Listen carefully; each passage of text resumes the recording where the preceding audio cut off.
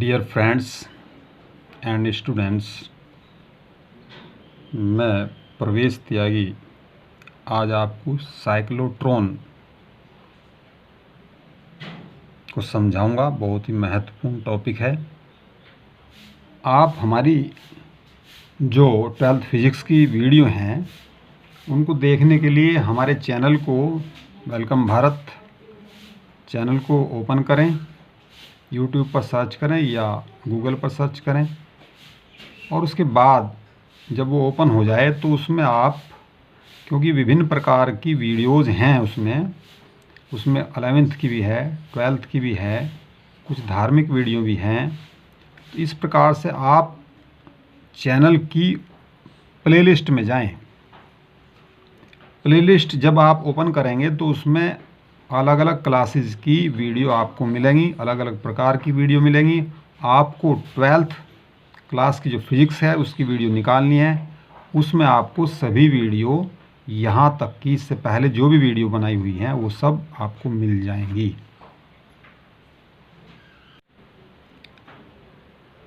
Cyclotron धन आवेशित कणों जैसे अल्फ़ा कण हैं, प्रोटॉन्स हैं, न्यूट्रॉन्स हैं, इनको त्वरित करने में प्रयुक्त युक्ति है, जिनको पर्याप्त ऊर्जा देकर, ये जो कण हैं इन्हें पर्याप्त ऊर्जा देकर नाभिकीय विघटनों आदि में प्रयुक्त किया जा सकता है। क्योंकि जो अत्यधिक ऊर्जा वाले कण हैं उनका प्रयोग हम नाभिकीय विघटन में भी करते हैं और अन्य कार्यों में भी करते हैं। तो इसका जो मुख्य कार्य है वो है धनावेशित कणों को त्वरित करना, उन्हें अत्यधिक ऊर्जा प्रदान करना। सिद्धांत क्या है? जब किसी धनावेशित कण को उच्च आवृत्ति विद्युत क्षेत्र में प्रबल चुंबकीय क्षेत्र का प्रयोग करते हुए बार बार गति कराई जाती है तो यह त्वरित होता है तथा पर्याप्त मात्रा में अत्यधिक ऊर्जा प्राप्त कर लेता है।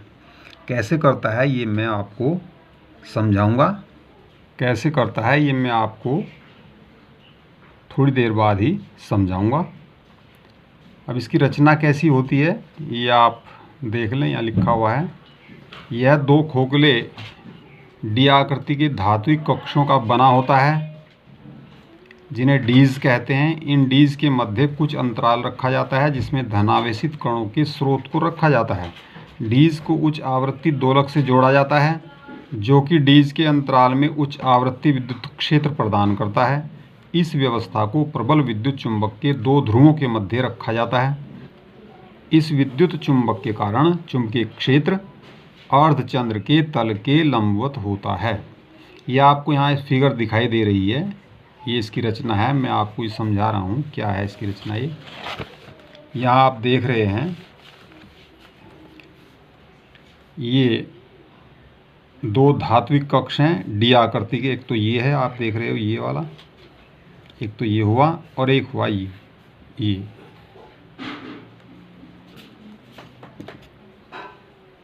इन्हें हम डीज कहते हैं।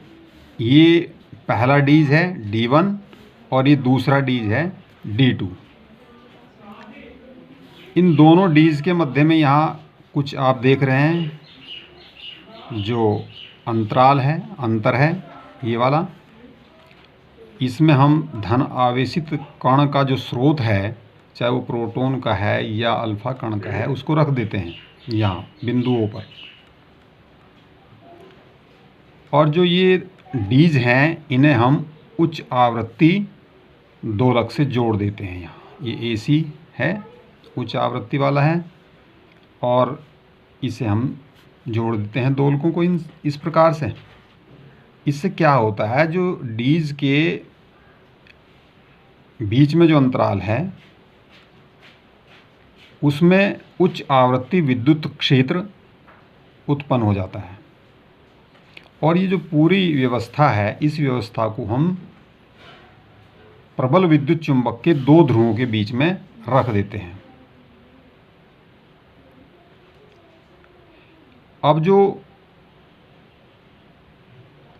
चुंबक हम रखते हैं उनके कारण जो चुंबकीय क्षेत्र है इसके बीच में या इसके बाहर यहाँ, वो जो ये अर्धचंद्र हैं इनके तल के लंबवत होता है।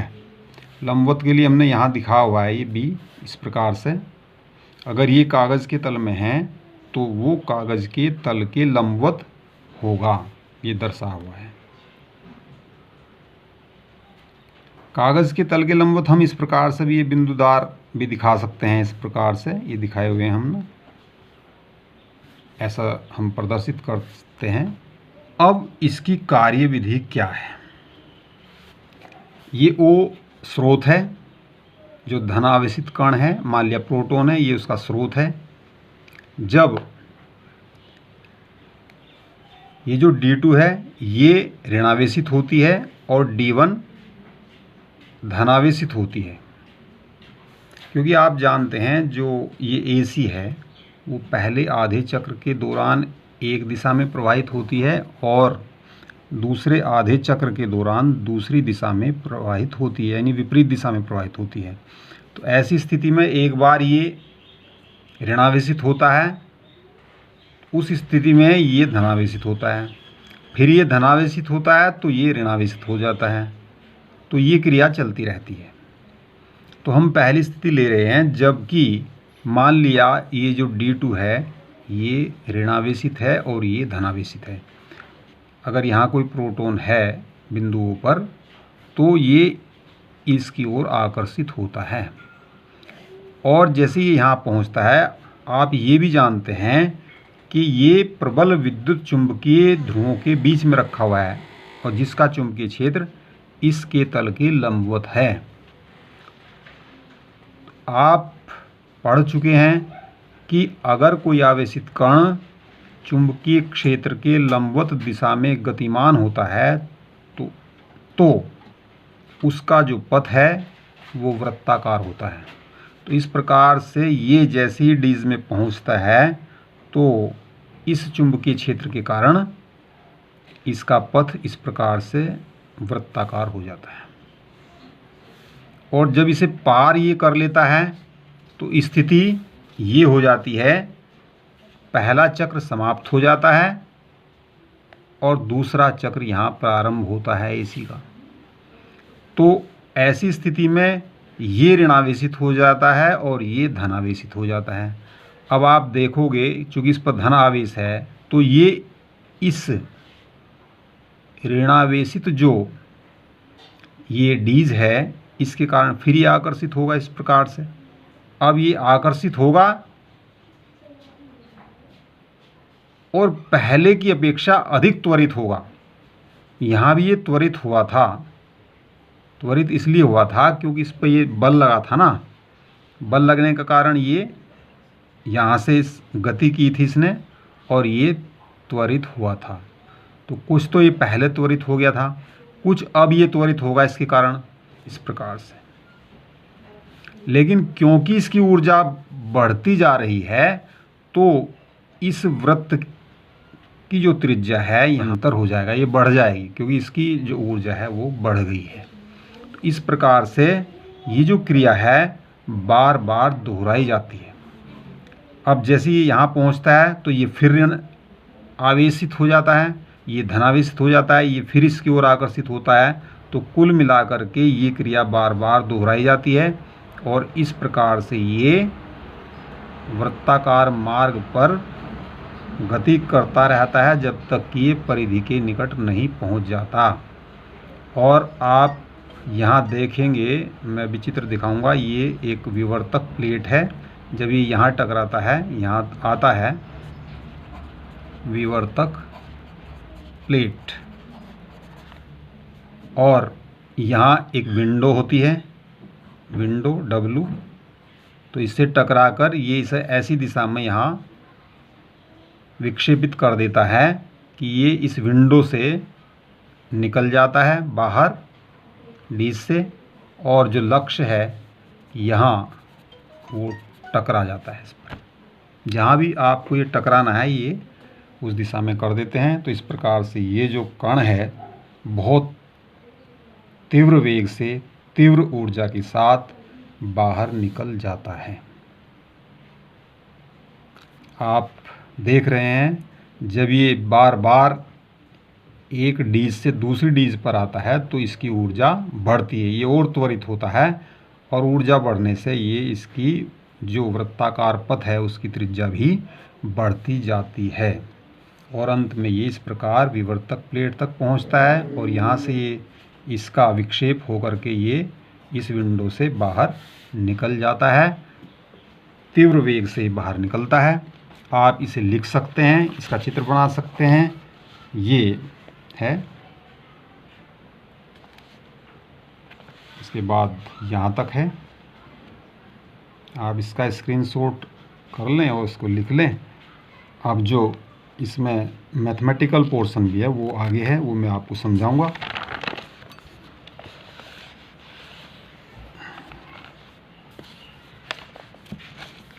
अब इसका सिद्धांत जो है वो क्या है। सिद्धांत, जब कोई धनावेशित कण या प्रोटॉन अर्धचंद्र में यानी इस डीज में चुंबकीय क्षेत्र B के लंबवत गति करता है तो उस पर एक लॉरेंज बल कार्य करता है और वो लॉरेंज बल जो सूत्र है उसका, लॉरेंज बल जो प्रोटॉन पर लगने वाला है, पर लगने वाला लॉरेंज बल F बराबर होगा QVB साइन 90 डिग्री है कोण चुंबकीय क्षेत्र B और कण की जो वेग की दिशा है उसमें जो कोण है उनकी दिशाओं के बीच में वो 90 डिग्री है। Q आवेश है कण का, V उसका वेग है, B चुंबकीय क्षेत्र है। तो ये तो 1 हो जाएगा, तो ये आ जाएगा F बराबर QVB। अब चूंकि ये कण वृत्ताकार मार्ग पर घूम रहा है, अगर वृत्ताकार मार्ग की त्रिज्या r हो, कण का वेग v हो, कण का द्रव्यमान m हो, तो इस कण को घूमने के लिए आवश्यक अभिकेंद्र बल mv²/r ये चुंबकीय बल से ही प्राप्त होगा। जो लॉरेंज बल है QVB इसी से मिलेगा इसको। तो अब यहाँ से आप निकाल लीजिए, V से तो V कैंसिल हुआ, एक V कैंसिल हो जाएगा तो R निकल जाएगा इससे, R बराबर हो जाएगा mv/QB। अब आप ये भी निकाल सकते हैं कि ये जो कण है इस अर्धवृत्त की जो परिधि है इस पर घूमने के लिए इसे कितना समय लगता है। तो जो समय मान लिया t लगता है, स्मॉल t, तो t बराबर हो जाएगा, समय बराबर होता है दूरी अपॉन वेग। दूरी तो है अर्धवृत्त की जो लंबाई होती है परिधि की वो πr होती है, वृत्त की तो होती है 2πr, लेकिन यहाँ अर्धवृत्त है, ये अर्धवृत्त है तो ये हो जाएगी πr अपॉन वेग है इसका v। तो आप इसमें r का मान रख दीजिए, ये हो जाएगा पाई, r का मान है mv/QB, v से v कैंसिल, तो t बराबर हो जाएगा पाई m/QB।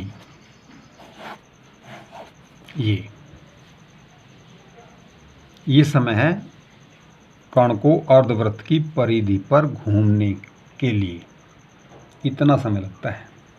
आप यहाँ देख रहे हैं कि इसमें त्रिज्या r नहीं है, इसका मतलब जो समय है वो त्रिज्या r पर निर्भर नहीं करता है। तो प्रत्येक जो चक्र है, प्रत्येक जो वृत्त है उस पर घूमने के लिए कण बराबर समय लेता है। यहाँ से यहाँ तक भी उतना ही समय लेगा, यहाँ से यहाँ तक भी उतना ही समय लेगा, यहाँ से यहाँ तक भी उतना ही समय लेगा। इसका मतलब अगर ऐसी स्थिति है तो इससे प्रदर्शित होता है कि प्रत्येक जो वृत्त है उस पर घूमते हुए, यानी उस वृत्ताकार मार्ग पर घूमते हुए कण का वेग बढ़ता जाता है, जिसके कारण वो पहले जितने समय में ही अर्ध जो चक्र है उसे पूरा कर लेता है। अब इसके बाद हम इसका आवर्तकाल निकालते हैं, एक चक्कर का समय, आवर्तकाल। माना प्रत्यावर्ती विद्युत क्षेत्र का आवर्तकाल T है, कैपिटल T से अगर हम उसे प्रदर्शित करते हैं तो इसका मतलब अगर पूरे चक्कर का समय T है, पूरे एक चक्कर का समय T है, तो T/2 समय पर, यानी उससे आधे समय पर जो डीज हैं उनकी ध्रुवणता बदल जाएगी। यहाँ से यहाँ तक जितना समय होता है उतना ही समय यहाँ से यहाँ तक होता है। ये अगर 0 टाइम है, ये T टाइम है, तो ये T/2 टाइम है। तो आधे समय पर ये ध्रुवणता इसकी डीज की चेंज हो जाती है। यदि किसी कण द्वारा अर्धवृत्त पूर्ण करने में लगा समय T/2 के बराबर हो तो कण त्वरित होगा, अन्यथा नहीं होगा, क्योंकि उसी स्थिति में इनकी ध्रुवणता चेंज होगी जबकि इतना समय लगता हो T/2 समय पर ही ये ध्रुवणता चेंज होगी इसकी डीज की, प्लस से माइनस, माइनस से प्लस, इस प्रकार होती चली जाएगी। तो इसका मतलब ये हुआ कि T/2 बराबर है T, बराबर हो जाएगा πm/QB, ये अभी मैंने निकाला है ऊपर, या T बराबर हो जाएगा 2πm/QB। ये तो आवर्तकाल का सूत्र ये हो जाएगा। ये थर्ड समीकरण है, ये समीकरण सेकंड है और ये समीकरण फर्स्ट है। तो इस प्रकार से आवर्तकाल हुआ। अब अगर साइक्लोट्रॉन की आवृत्ति निकालनी है, आवृत्ति, तो उसे भी निकाल लेते हैं। आप जानते हैं आवृत्ति न्यू बराबर होती है 1/T, यानी 1 आवर्तकाल। तो जो आवर्तकाल हमने निकाला था इसका ये उल्टा हो जाएगा, व्युत्क्रम हो जाएगा, QB/2πm। ये इसकी आवृत्ति हो जाएगी, न्यू बराबर QB/2πm। ये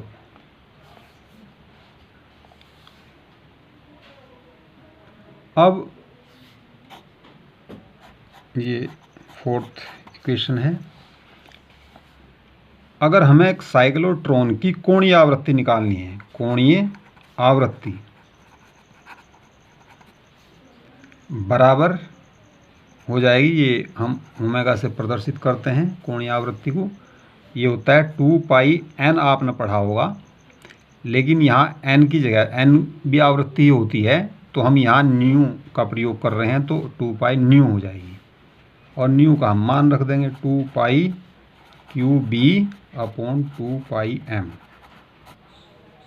तो ये कोणीय आवृत्ति ओमेगा बराबर 2π न्यू, और न्यू का मान है QB/2πm। तो 2π से तो 2π कैंसिल हो जाएगा, तो कोणीय आवृत्ति आ जाएगी ओमेगा बराबर QB/m। ये कोणीय आवृत्ति है। प्रोटॉन है, इसके द्वारा प्राप्त की गई ऊर्जा कितनी होगी वो हम निकालते हैं। ऊर्जा जो प्रोटॉन द्वारा प्राप्त की गई है उससे हम निकाल सकते हैं E बराबर 12mv²। अब V का हम मान लिख सकते हैं यहाँ से, जो हमने पहले निकाला था V का मान समीकरण 1 के प्रयोग से। यहाँ ये जो R बराबर mv/QB है, तो V बराबर हो जाएगा RQB/m।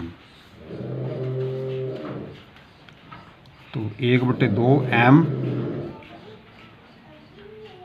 1/2m, यहाँ लिख दो R Q B upon M, ये इसका स्क्वायर हुआ।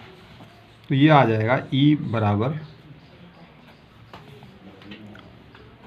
क्यू स्क्वायर हो जाएगा, बी स्क्वायर हो जाएगा, आर स्क्वायर हो जाएगा अपॉन 2 है ये, और एक m से एक m कैंसिल हो जाएगा, क्योंकि यहाँ m स्क्वायर आएगा तो m कैंसिल हो जाएगा तो m रह जाएगा।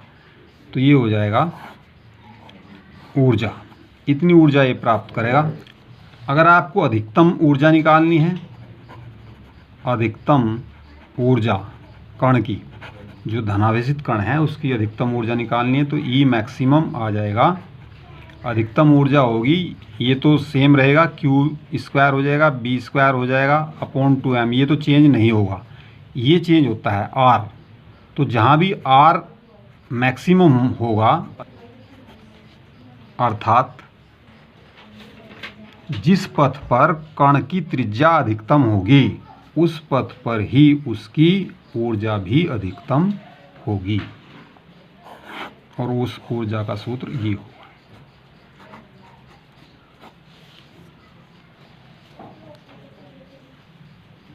तो इस प्रकार ये हुई, जब तो इस प्रकार से ये प्रदर्शित है कि जब कण ये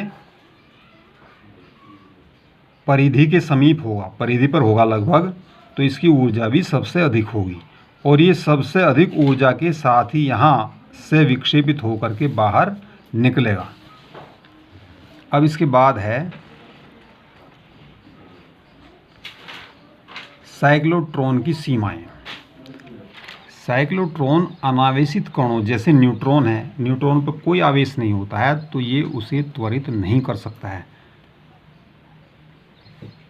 ये आप जानते ही हैं, क्योंकि जो बल लगेगा, जो वृत्तीय मार्ग होगा वो तभी होगा जबकि कण आवेशित हो, और वो आवेशित कण बाह्य चुंबकीय क्षेत्र में प्रवेश करता हो, तब ही उस पर लॉरेंज बल कार्य करता है और कण का मार्ग वृत्ताकार हो जाता है।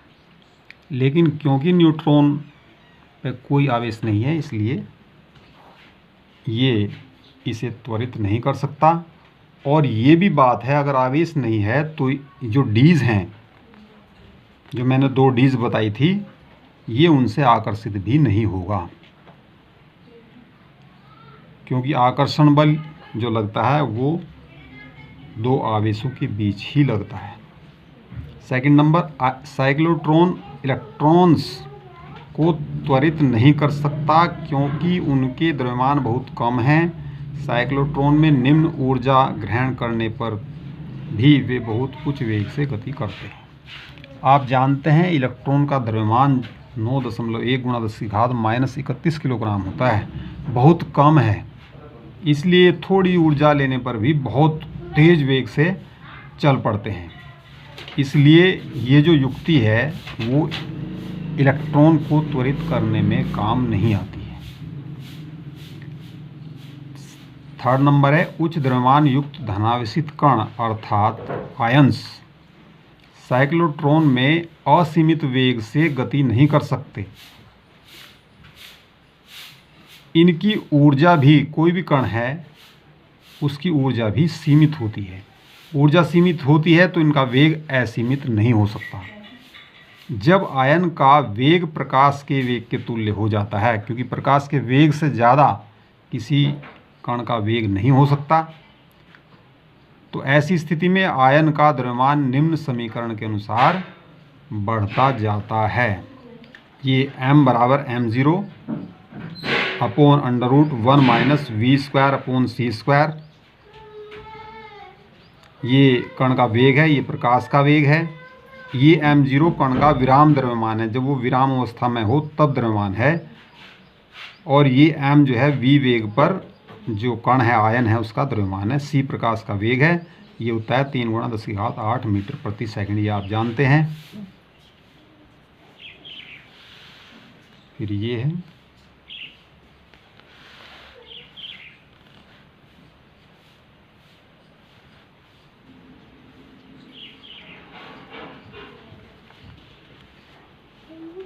आपको हमारा वीडियो अच्छा लगा तो उसे लाइक करें, और हमारे चैनल को सब्सक्राइब करें। धन्यवाद। नमस्कार।